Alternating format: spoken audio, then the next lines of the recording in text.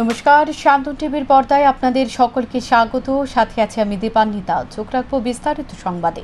সোমবার মুখ্যমন্ত্রী ডাক্তার মানিক সাহার হর ঘর তিরঙ্গা কর্মসূচির অঙ্গ হিসেবে বাড়ি বাড়ি গিয়ে সাধারণ মানুষের হাতে তুলে দেন জাতীয় পতাকা। মুখ্যমন্ত্রী এদিন গান্ধীঘাট এলাকায় বাড়ি বাড়ি গিয়ে এমন কার্যক্রমের জন্য মানুষের উৎসাহ দেখে অত্যন্ত খুশি। হর ঘর তিরঙ্গা কর্মসূচিতে অংশগ্রহণ করলেন মুখ্যমন্ত্রী ডাক্তার মানিক সাহা। সোমবার মুখ্যমন্ত্রী ডাক্তার মানিক সাহা হর ঘর তিরঙ্গা কর্মসূচির অঙ্গ হিসেবে বাড়ি বাড়ি গিয়ে সাধারণ মানুষের হাতে তুলে দেন জাতীয় পতাকা। মুখ্যমন্ত্রী এদিন গান্ধীঘাট এলাকায় বাড়ি বাড়ি যান। মুখ্যমন্ত্রীর সাথে ছিলেন বিজেপি বর্দোয়ালি মণ্ডলের সভাপতি সহ অন্যান্যরা। বাড়ি বাড়ি গিয়ে সাধারণ মানুষের হাতে জাতীয় পতাকা তুলে দেওয়ার পর মুখ্যমন্ত্রী এক সাক্ষাৎকারে জানান, যাদের কারণে দেশ স্বাধীন হয়েছে তাদের প্রতি সম্মান জানানোর জন্য প্রধানমন্ত্রী আহ্বান করেন হর ঘর তিরঙ্গা কর্মসূচি। এ নিয়ে তৃতীয় বছর হর ঘর তিরঙ্গা কর্মসূচি পালন করা হচ্ছে। 13 আগস্ট প্রতিটি বাড়িতে জাতীয় পতাকা উত্তোলন করা হবে। 15 আগস্ট পর্যন্ত এই জাতীয় পতাকা থাকবে। হর ঘর তিরঙ্গা কর্মসূচির মাধ্যমে দেশাত্মবোধক ভাবনা সামনে চলে এসেছে। এ ধরনের অনুষ্ঠান দেখে সকলেই আপ্লুত। সুতরাং এ ধরনের কার্যক্রম সাফল্যমণ্ডিত বলে দাবি করলেন মুখ্যমন্ত্রী।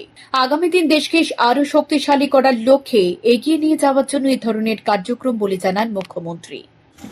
গত 3 বছর ধরে, 2 বছর তো হয়ে গেল, এই বছর 3 বছর আমাদের মাননীয় যশস্বী প্রধানমন্ত্রী নরেন্দ্র মোদীজি আহ্বান করেছিলেন যে আমাদের যে জাতীয় পতাকা সেটা আমাদের গর্বের বিষয়, এবং যাদের কারণে আজকে দেশ স্বাধীন হয়েছে তাদের প্রতি সম্মান জানানোর জন্যই আজকের হর ঘর তিরঙ্গা প্রোগ্রাম চলছে।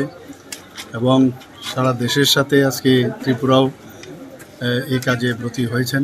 আজকে আমার নিজস্ব যে বিধানসভা আছে সেখানে আমি আজকে এসেছি। গতকাল আমি আরেকটা বিধানসভাতেও এই কার্যক্রমে উপস্থিত ছিলাম। 3 পর্যায়ে কার্যক্রম হয়েছে।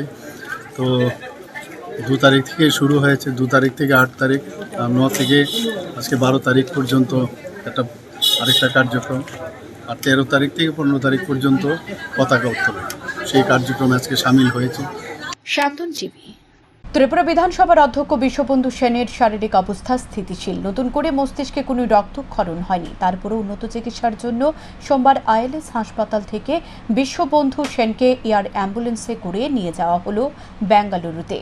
আগরতলা থেকে ধর্মনগর যাওয়ার উদ্দেশ্যে ট্রেনে ওঠার পর ট্রেনের শৌচালয়ে জ্ঞান হারিয়ে ফেলেন বিধানসভার অধ্যক্ষ বিশ্ববন্ধু সেন। দ্রুত ওনাকে উদ্ধার করে নিয়ে যাওয়া হয় হাঁপানিয়া হাসপাতালে। সেখান থেকে তাঁকে নিয়ে যাওয়া হয় আইএলএস হাসপাতালে। পরীক্ষা নিরীক্ষার পর দেখা যায় Biswabandhu Sen cerebral brain stroke করেছেন। আইএলএস হাসপাতালে জরুরি ভিত্তিতে বিশ্ববন্ধু সেনের মস্তিষ্কে অস্ত্রোপচার করা হয়, কারণ ওনার মস্তিষ্কে রক্তক্ষরণ হয়। মস্তিষ্কে অস্ত্রোপচারের পর বিশ্ববন্ধু সেনকে আইসিইউতে 72 ঘণ্টা পর্যবেক্ষণে রাখা হয়। রবিবার দিল্লির এইমস থেকে বিশেষজ্ঞ নিউরোলজিস্ট ও নিউরোসার্জন এসে আইএলএস হাসপাতালে বিশ্ববন্ধু সেনকে দেখেন এবং তাদের পরামর্শ প্রদান করেন। রবিবারে বিশ্ববন্ধু সেনের পরিবারের লোকজন ওনাকে উন্নত চিকিৎসার জন্য বেঙ্গালুর নিয়ে যাওয়ার ইচ্ছা প্রকাশ করে। সে মতো সকাল ধরনের ব্যবস্থা গ্রহণ করা হয়। সোমবার বিশ্ববন্ধু সেনকে উন্নত চিকিৎসার জন্য বেঙ্গালুর নিয়ে যাওয়া হয়। বিশ্ববন্ধু সেনের ছেলে জানান, শারীরিক অবস্থা স্থিতিশীল রয়েছে অধ্যক্ষ বিশ্ববন্ধু সেনের। নতুন করে মস্তিষ্কে কোনো রক্তক্ষরণ হয়নি। তারপর উন্নত চিকিৎসার জন্য আইএলএস হাসপাতাল থেকে বিশ্ববন্ধু সেনকে বেঙ্গালুরুতে নিয়ে যাওয়া হচ্ছে। তিনি আরও জানান, নিজের বাবার চিকিৎসা কোথায় করবেন এটা সম্পূর্ণ ব্যক্তিগত বিষয়। এ নিয়ে রাজনীতি না করলে ভালো। তিনি চান না অসুস্থ ব্যক্তিকে নিয়ে কেউ রাজনীতি করুক। আমি ওনার ছেলে, আমি ডক্টর রিসেন্টলি চাকরি করি। প্রথম থেকে বলতে চাই, এখন পরিস্থিতি খুবই ভালো আছে। ভালো মানে কি, হাঁটছে দৌড়াচ্ছে এটা না, ভালো আছে মানে ফ্রেশ ব্রিডিং হয়নি, যেটা ভাইটালস তাকে মেনটেন করার দরকার সব ভালো আছে, রিপোর্ট সব নর্মাল আছে। এখন কি আপনারা বৈরাজির জন্য নিয়ে যাবেন? হ্যাঁ, বৈরাজি নিয়ে যাবো। এটা নিয়ে আমি একটা কথা বলি, মানুষে অনেক প্রশ্ন করে জিবি হাসপাতাল যাওনি কেন, এই হাসপাতাল যাওনি, এটা আমার পার্সোনাল চয়েস, আমি কোথায় যাবো। Nobody is any interfere. আমার যদি সামর্থ্য থাকে, পয়সা থাকে, ভালো থাকে, আমি ইন্ডিয়াতে না লন্ডনেও নিয়ে যেতে পারি আমার বাবাকে, আমি আমেরিকাও নিয়ে যেতে পারি। কোথায় যাবো কাউকে জিজ্ঞেস করে যাবো নাকি আমি কোথায়? আমার বাবার প্রাণ সবচেয়ে বড়। আমার যদি সামর্থ্য আজকে থাকে, আমার সামর্থ্য আছে বেঙ্গালুরু নিয়ে যাবো, আমি বেঙ্গালুরু নিয়ে যাবো। আমার যদি সামর্থ্য থাকে লন্ডনও নিয়ে যাবো, কাউকে জিজ্ঞেস করে যাবো নাকি? না, যে ব্যক্তিগুলো বলছে আমি জিবি হাসপাতাল, ওদের কাছে গিয়ে কি আমি বলেছি তোমরা হেল্প করো? পলিটিক্স করার দরকার নেই, স্বাস্থ্য নিয়ে কেন মানুষের প্রাণ নিয়ে যারা পলিটিক্স করে ওরা ভালো লোক না। রাজনীতি সুস্থ মানুষ নিয়ে করা দরকার। বাবা অসুস্থ মানুষের কামানো দরকার যেন উনি ফিরে আসে, তখন ময়দানে এসে রাজনীতি করো। রাজনীতি অসুস্থ মানুষকে নিয়ে করার দরকার নেই। আর মা বাবার চিকিৎসা কোথায় করাবো এটা তো আমার পার্সোনাল ব্যাপার। জিবিতে যাবো, আইএলএস যাবো, টিএমসি যাবো, ওটা আমার ব্যক্তিগত ব্যাপার। সোমবার এয়ার অ্যাম্বুলেন্সে করে বিশ্ববন্ধু সেনকে বেঙ্গালুরু নিয়ে যাওয়া হয়। এদিন বিশ্ববন্ধু সেনকে এক নজর দেখার জন্য আইএলএস হাসপাতালে ভিড় জমায় অসংখ্য মানুষ। শান্তন টিভি। বিশ্রামগঞ্জে যাত্রীবাহী বাস ও যাত্রীর উপর আক্রমণের ঘটনায় গ্রেপ্তার আরও 6 জন। বিশ্রামগঞ্জ থানার পুলিশ তাদেরকে গ্রেপ্তার করে। ধৃতদের সকলের বাড়ি বিশ্রামগঞ্জ থানা এলাকায়। সোমবার ধৃতদের আদালতে সোপর্দ করে পুলিশ। সম্প্রতি বিশ্রামগঞ্জে ঘটে যায় এক অনভিপ্রেত ঘটনা। চলন্ত বাসে এক মহিলা যাত্রীর শ্লীলতাহানির ঘটনাকে কেন্দ্র করে উত্তপ্ত হয়ে ওঠে বিশ্রামগঞ্জে যাত্রীবাহী বাস আটক করে বাসসহ যাত্রীদের উপর আক্রমণ করে একদল দুষ্কৃতী। ভাঙচুর করা হয় বাস গাড়িটি। পরবর্তী সময়ে উত্তেজনা ছড়িয়ে পড়ে বিশ্রামগঞ্জের দেওয়ান বাজার এলাকায়ও। সাবরুম আগরতলা জাতীয় সড়কে যাত্রীবাহী গাড়ি আটক করে ভাঙচুর করা হয়, মারধর করা হয় যাত্রীদের। এ নিয়ে থানায় পাল্টা মামলা দায়ের করা হয়। বিশ্রামগঞ্জে যাত্রীবাহী বাস গাড়িতে আক্রমণের অভিযোগে ইতিপূর্বে একজনকে গ্রেপ্তার করে পুলিশ। সোমবার বিশ্রামগঞ্জ থানার পুলিশ গোপন সংবাদের ভিত্তিতে আরও 6 অভিযুক্তকে গ্রেপ্তার করে। বিশ্রামগঞ্জ থানার এক পুলিশ অফিসার জানায়, ধৃতরা হল রুদ্র দেববর্মা, মণিকুমার দেববর্মা, বিমল দেববর্মা, রাজু দেববর্মা, অমিত দেববর্মা এবং বিদ্যাসাগর দেববর্মা। তাদের সকলের বাড়ি বিশ্রামগঞ্জ থানা এলাকায়। সোমবার পুলিশ ধৃতদের আদালতে সোপর্দ করে। আজকে আমরা গোপন সংবাদের ভিত্তিতে আমরা আজকে 6 জনকে আমরা গ্রেপ্তার করেছি। তাদের নামগুলি হচ্ছে মণিকুমার দেববর্মা, আর রুদ্র দেববর্মা, আর বিমল দেববর্মা, রাজু দেববর্মা, আর হচ্ছে অমিত দেববর্মা আর বিদ্যাসাগর দেববর্মা। তাদেরকে কি এখন কোর্টে পাঠানো হবে?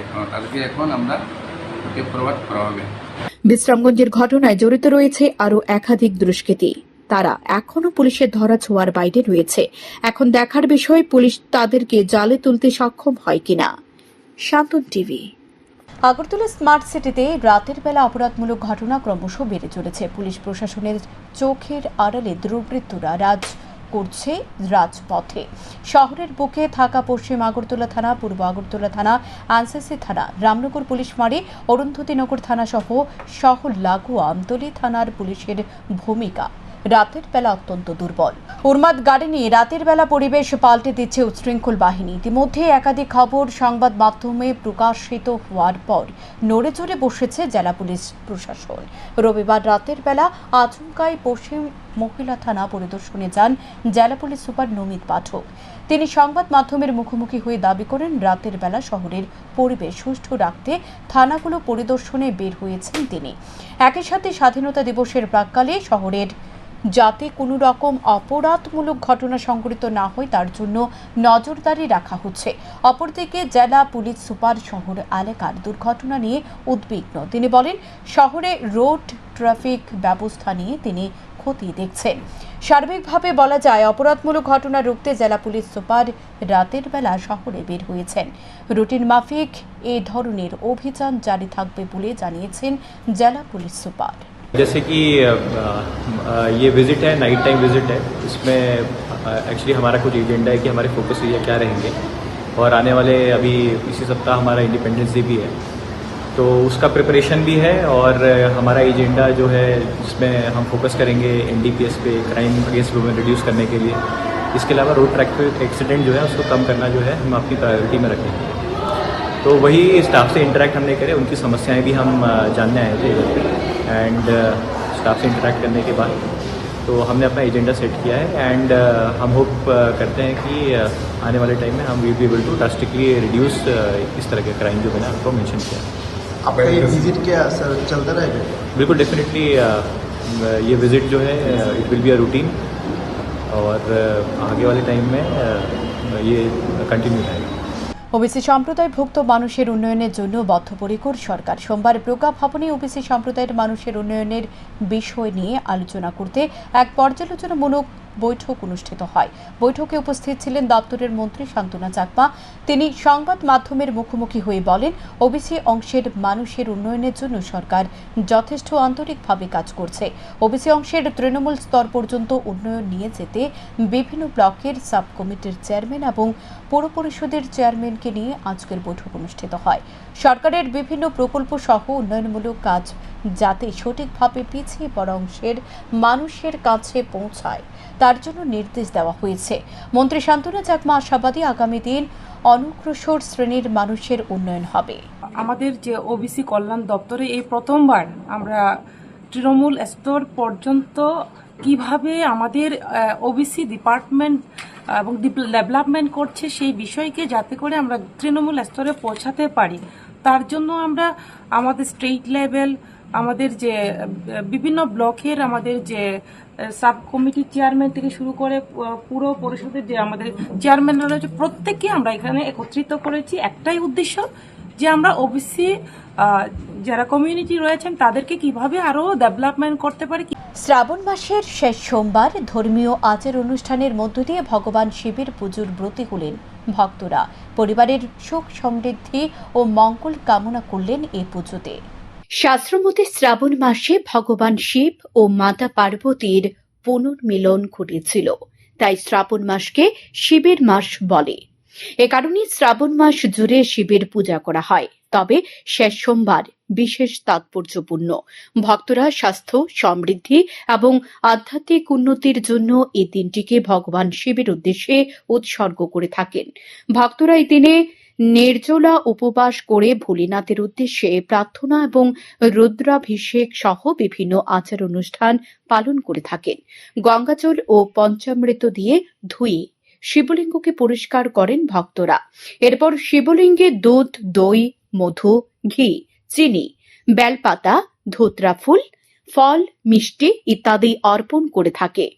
ভক্তরা মহামৃত্যুঞ্জয় মন্ত্র ও শিব গায়ত্রী মন্ত্র জপ করেন। ভগবান শিবের উদ্দেশ্যে এই নিবেদন পরিবারের মঙ্গল কামনার জন্য বিশেষ তাৎপর্যপূর্ণ বলে মনে করে ভক্তরা। এদিনে শিবের পুজো করলে বিশেষ ফল লাভ করা যায় বলে বিশ্বাস করা হয়। ভোলে বাবার মাথায় জল ঢালতে যাচ্ছি। প্রতি বছর শ্রাবণ মাসে এই উৎসব পালিত হয় এবং আজকে ভোলে বাবার জন্মদিন, জন্মোৎসব আমরা পালন করছি।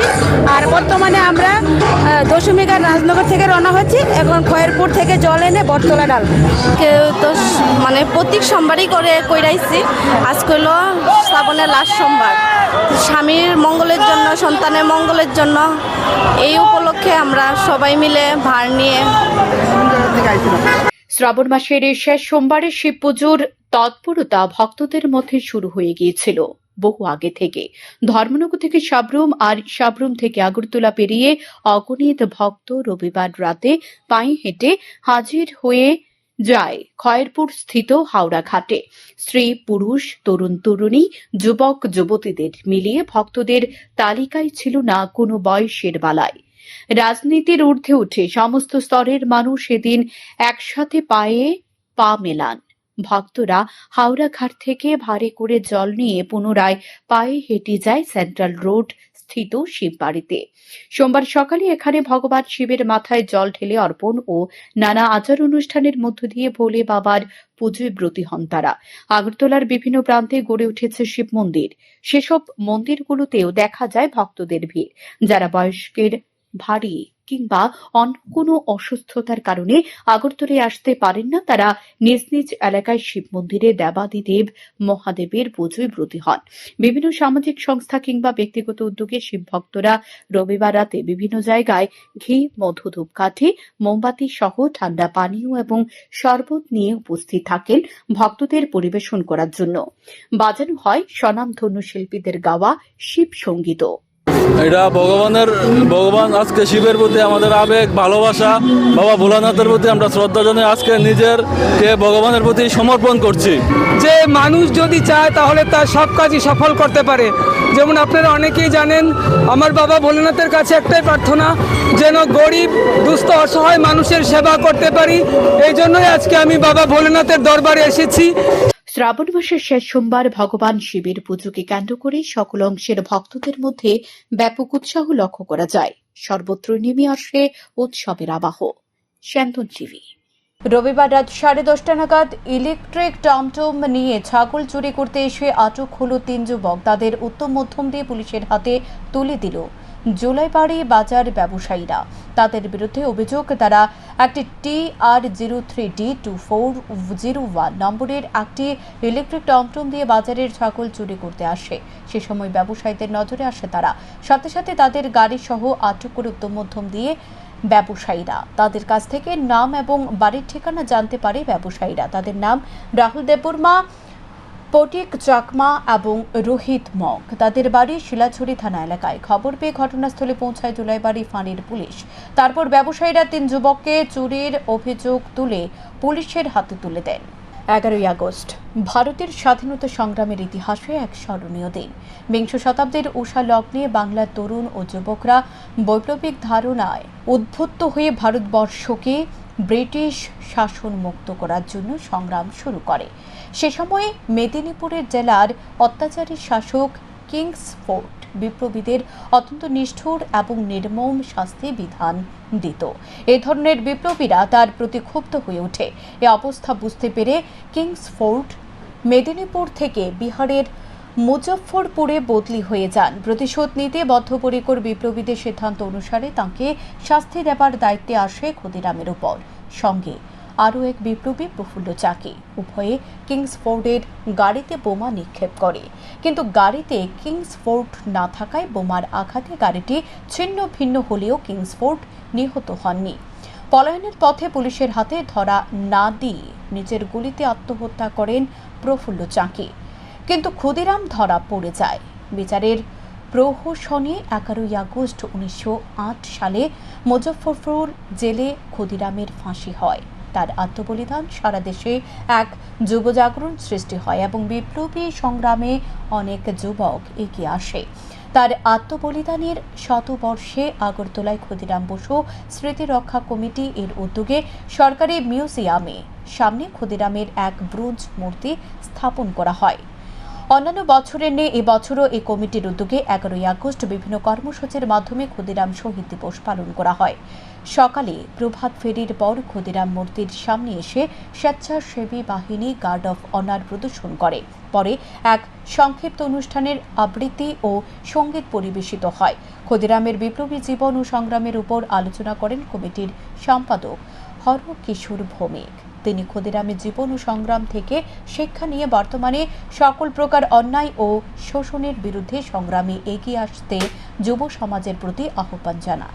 আপনারা জানেন, আজ 11ই আগস্ট পরাধীন ভারতবর্ষের স্বাধীনতা আন্দোলনের আপসীন ধারার বীর বিপ্লবী অগ্নিশিশু শহীদ ক্ষুদিরাম বসুর আজ 118তম আত্মবলিদান দিবস।